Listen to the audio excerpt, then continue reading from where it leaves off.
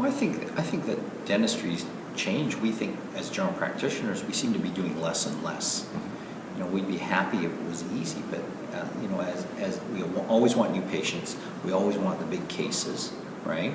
We want to be busy. You know, people say that all the time, and so, you know, in order to be busy, and the economy affects it a little bit too, but in order to be busy, they're looking for things to do. Well, if you're looking for things to do, there isn't some magic group of new patients that are going to come in. If you take a course, all of a sudden magically you're not going to be super busy. It just takes a bit of work, and you just go back to spending time with people. Well, and talk about, you know, we talked about the patient as the president. Just talk about the priority of making the patient really the king or queen whenever it comes to deciding things. Well, I've learned that, you know, it's part of spending time with my coach, the Richardson group, Alan Richardson. We've always had this something you say that's called patient team self. Right? The patient comes first. They provide you with an income. Right? They're the whole reason you're there, why you got into this profession, hopefully.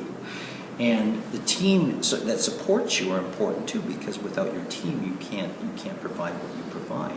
And then yourself. But if you put yourself in front of that, say, you know what? I arrive late every day. I run late into lunch. You know, just pretend I'm not here, or not be diligent in your business, because most people run a $500,000 to $1 million and more a year business, but they don't.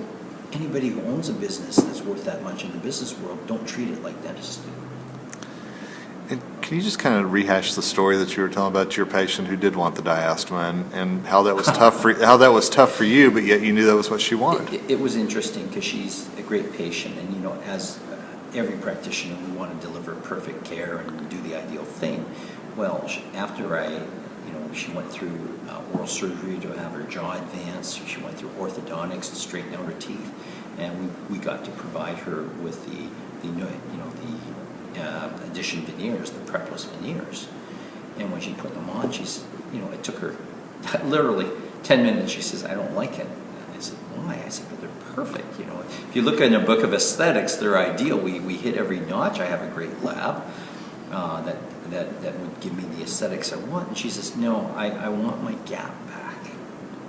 And it's interesting. So you as a dentist might say, "Well, I'm the dentist, you're the patient." But if you go patient team self, patient's right. That's why the patient's the president. You know, whatever, you know, I'm just here to be your advisor. If you want to have a gap between your teeth, I should be able to provide you with it and provide you the best gap that you've ever had. Was that a struggle for you? It wasn't a struggle for me, because I'm comfortable with if you put the patient first, it's comfortable. If you have a need to be right, and you want to be right, then it won't be comfortable. So I think to myself, do I need to be right, or do I need to be in relationship with my patient? And I think I'd rather be in relationship. And is that what you see one of the biggest mistakes that a lot of GPs are making, is that they try to put themselves first rather than the patient, or? Well, I don't know. I think it's they take the patient for granted. Some people are in a little bit of a hurry. Some people do have a need to be right.